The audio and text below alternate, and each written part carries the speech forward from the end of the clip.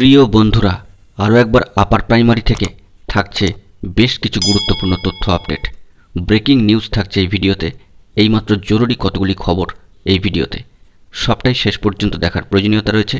তাই বন্ধুরা, চ্যানেলটিকে এখনই সাবস্ক্রাইব করে সঙ্গে রাখুন। বন্ধুরা, আরও একবার কলকাতা রাজপথ এবং কলকাতা শহর সাক্ষী থাকলো আপার প্রাইমারি শিক্ষক নিয়োগ বিষয়ে চাকরি প্রার্থীদের আন্দোলন বিক্ষোভের। বন্ধুরা, রোদ যতই তীব্র হচ্ছে, বেলার দিকে তাপমাত্রা যত বাড়ছে, চাকরি প্রার্থীরা ততই কিন্তু একটু একটু করে এগোচ্ছিলেন। উত্তপ্ত শহর কলকাতার বুকে আরও একবার তীব্র থেকে তীব্রতর আন্দোলন দেখল আপার প্রাইমারি চাকরি প্রার্থীরা।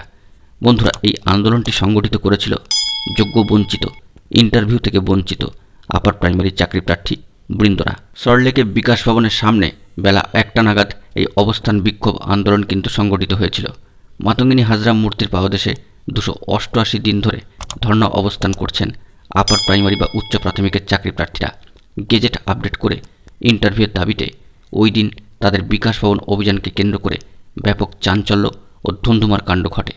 চাকরি প্রার্থীরা বেলা 1টা নাগাদ মেট্রো স্টেশন থেকে নেমে চলে যান বিকাশ ভবনের সামনের দিকে রাস্তায় এবং সেখানে বসে পড়েই গেজেট আপডেট করে নিয়োগের দাবিতে বিক্ষোভ দেখাতে থাকেন তারা। এক চাকরি প্রার্থী জানাচ্ছেন, 2014 সালে আপার প্রাইমারির বিজ্ঞপ্তিতে আসন সংখ্যা ছিল 14,339টি। এটা 2023 সাল, এখনও পর্যন্ত একটি নিয়োগও হয়নি।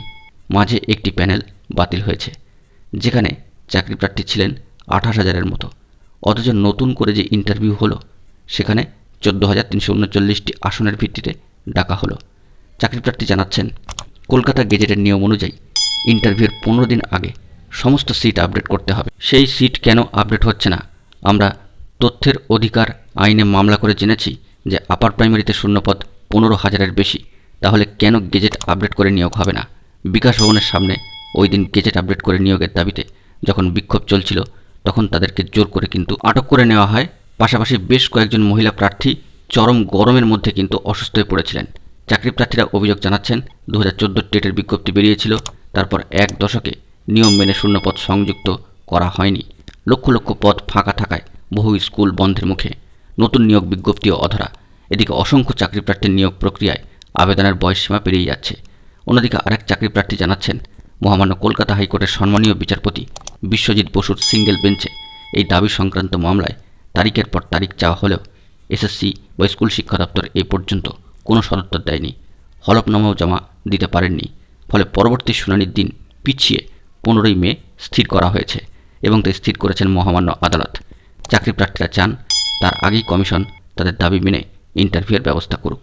এই গুরুত্বপূর্ণ তথ্য আপডেটটি উঠে আসছে আপার প্রাইমারি শিক্ষক নিয়োগ সংক্রান্ত এবং পাশাপাশি কেসের বিষয়ে গুরুত্বপূর্ণ খবর। বন্ধুরা, এখন এটুকুই। সকলে ভালো থাকবেন এবং চ্যানেলটিকে অবশ্যই এখনই সাবস্ক্রাইব করে নিয়ে সঙ্গে থাকবেন। ধন্যবাদ।